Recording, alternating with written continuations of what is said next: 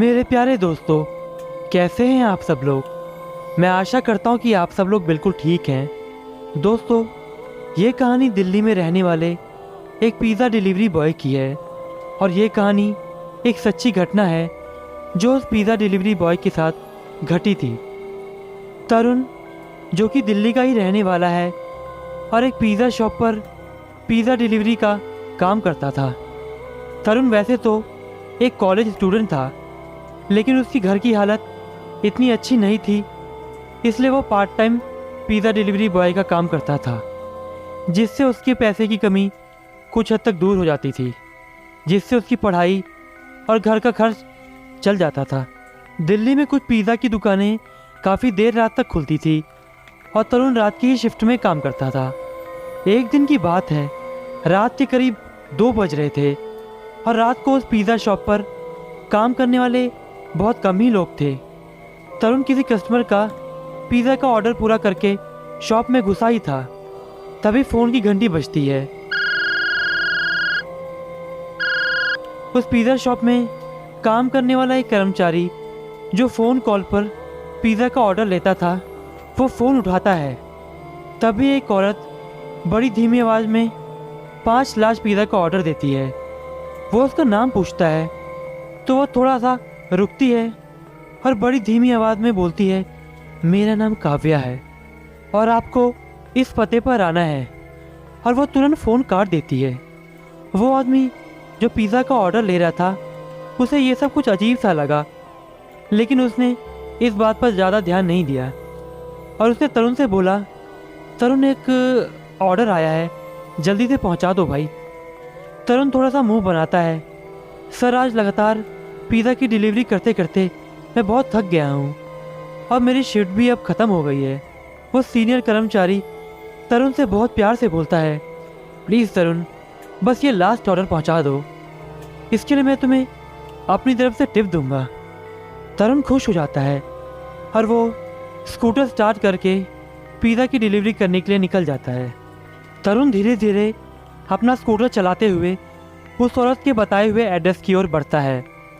उस वक्त रात बहुत हो गई थी और जिस एड्रेस पर पिज़्ज़ा की डिलीवरी करनी थी वो थोड़ी दूर पर था, तो तरुण को जाते जाते आधे घंटे बीत गए थे और आज जिस पते पर तरुण जा रहा था उधर वो पहली बार ही जा रहा था। तरुण धीरे धीरे मोबाइल में उस पते का लोकेशन देखते हुए आगे बढ़ता है। तरुण हर रात को पिज़्ज़ा की डिलीवरी करता ही था, लेकिन उस दिन रात काफ़ी हो गई थी और वो जिस जगह जा रहा था वो उसके लिए बहुत अनजान थी और रास्ता बहुत सुनसान सा लग रहा था। आसपास कोई भी नहीं दिखाई दे रहा था।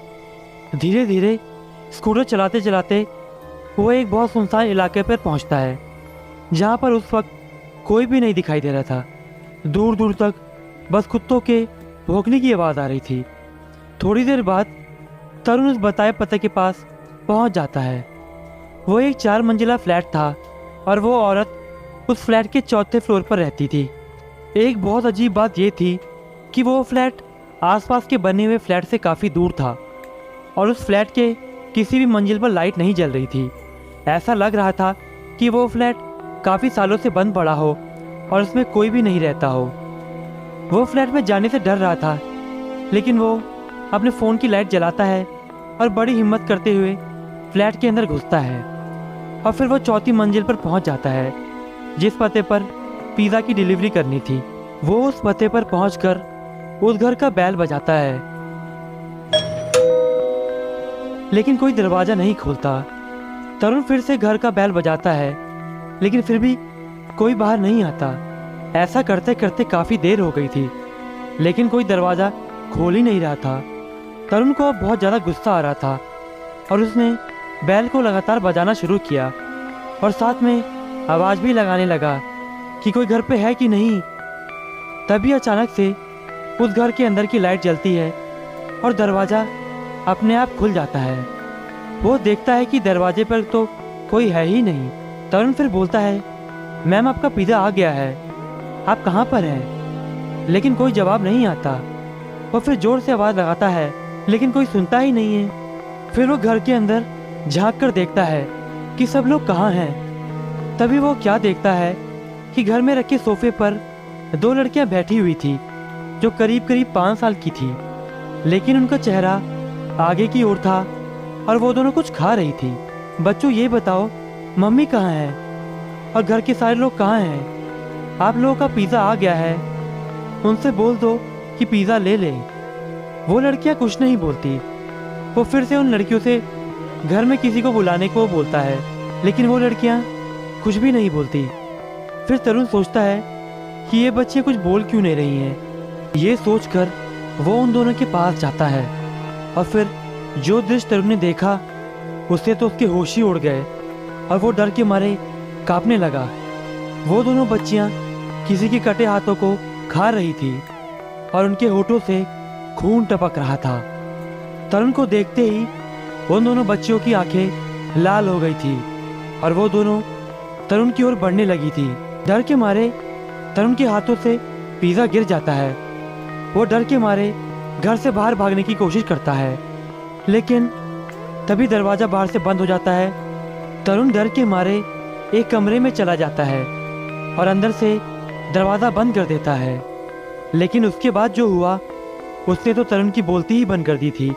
वो क्या देखता है कि एक काली साड़ी पहने हुए एक भयानक औरत उसके सामने आ जाती है। तरुण डर के मारे कांपने लगता है। उसने तुरंत उस कमरे का दरवाज़ा खोला और बाहर के दरवाजे की ओर बढ़ा। काफ़ी मशक्क़त के बाद वो बाहर भागने में कामयाब हो गया। वो तुरंत अपना स्कूटर स्टार्ट करता है और वहाँ से भागता है।